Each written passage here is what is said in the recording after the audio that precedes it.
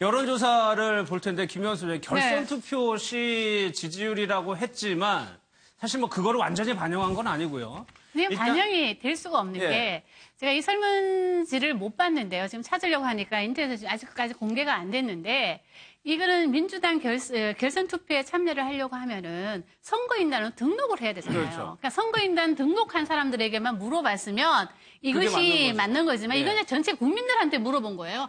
근데 이거는 일어날 수도 없는 상황이잖아요. 왜냐하면 민주당 결선 투표를 할 때 이것이 그 전체 국민들한테 전체 국민들이 참여하는 게 아니기 때문에 예. 이건 일어날 수 없는 상황을 가정해서 얘기를 한 거지만 그럼에도 불구하고 뭐 어쨌든 안희정 충남도지사가 높게 나왔습니다. 2.2%포인트 차로 이기고 있다고 나오는 거는 뭐 안 지사 입장에서는 상당히 고무적인 내용이라 좀 보여지는데 예. 지금 저는 안희정 충남도지사의 돌풍이 뭐 예사롭지는 않다는 거에 대해서는 저는 동의를 합니다. 그럼에도 불구하고 안희정 충남도지사의 지지율을 좀 구체적으로 살펴볼 필요가 있다는 게 예. 전체 지지율은 20% 정도 나오는데요.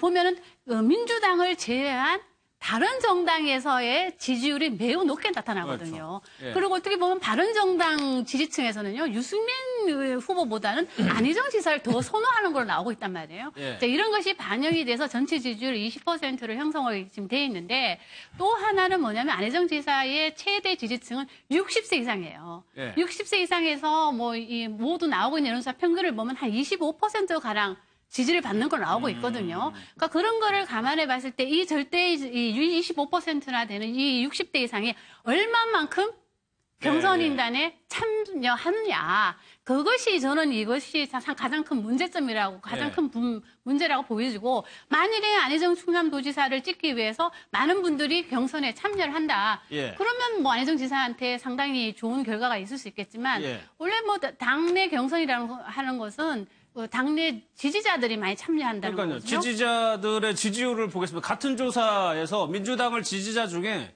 거의 73%가 문재인 대표를 지지하고 있거든요. 그러니까는 결선 투표 자체를 못 갈 수도 있다는 거죠. 그렇죠. 그러니까 그 결선 투표를 제 생각에도 결선 투표를 가게 되면 안희정 지사를 중심으로 지금 일고 있는 바람이 열대성 저기압에서 거의 태풍으로 갈 수 있다. 예. 저는 그렇게 봅니다만은 지금 당장 안희정 충남지사도 지금 사실 뭐 지금 이렇게 그 23.9% 상당한 차이를 벌리고 있지만 또 한 명이 중요한 게 지금 그 결선 투표로 가려고 하면 이재명 성남시장의 지지율이 빠지면 안 되거든요. 그렇게 두 사람이 합쳐서 50%를 넘어가야 결선 투표를 갈 수 있는 거 아닙니까? 그렇기 때문에 이재명 충남지사의 그런 부분도 있는 거고 또 하나는 지금 안희정 충남지사가 얼마 전에 이야기했던 그 선의 논란 이 부분이 아직까지 지금 그 반영이 된 여론조사 결과가 지금 아직 안 나왔습니다. 그래서 이 부분을 과연 보수 중도층들이 어떻게 바라보고 있느냐 이 부분에 대해서 지금 이제 지지율 추이를 좀 더 지켜볼 필요도 있다. 네. 그렇지만 어쨌든 2차 투표를 가게 될 경우에는 상당한 파란은 불 수 있다고 봅니다. 가게 된다면? 예, 가게 된다면. 왜냐하면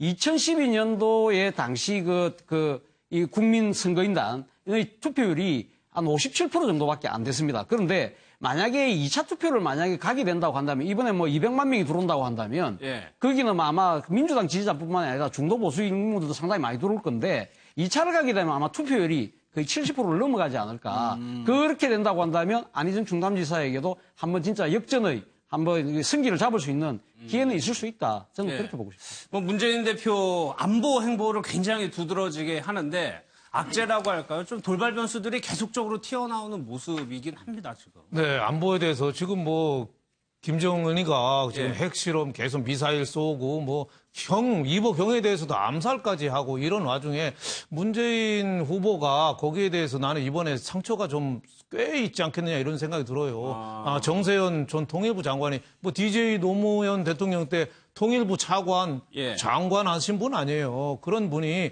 이번에 해필이면은 김정남을 살해한 거를 갖고서 박정희 정부의 DJ 납치한 사건 이승만 때도 정적 제거한 거를 볼 때 꼭 우리가 북한을 비난할 것만 아니다. 이런 식의 얘기는 내가 보기에는 너무 좀 나간 거 아니냐. 이분이 정세현 장관이 옛날에 사드 할 때도 아주 좀 심하게 얘기했거든요.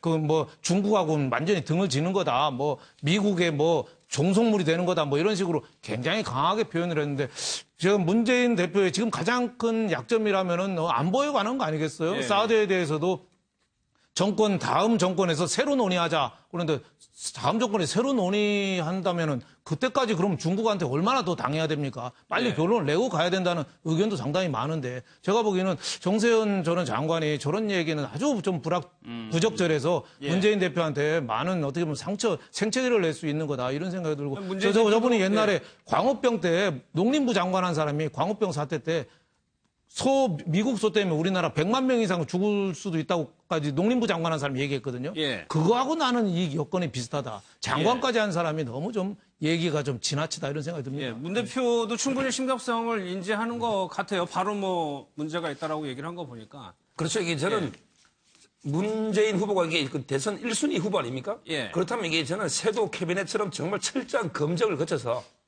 이게 왜냐하면 장관 후보가 될 수도 있는 분들 아닙니까? 예. 그걸 해야 되는데 너무 이게 그 외연 확대 치우쳐가지고 쉽게 막 너무 영입하는 게 아닌가 이런 생각이 듭니다. 알겠습니다. 김현수님 하나만 네. 한국당 얘기 좀 볼게요.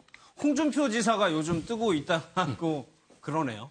예. 네, 왜냐하면은 지금 보수의 지금 후보가 없잖아요. 예. 보수의 가치를 대표할 만한 후보가 없다 보니까 홍준표 지사가 이제 2심에서 이제 무죄 판결이 나고 난 뒤부터 지금 보수에 대한 후보로 지금 뜨고 있는데요.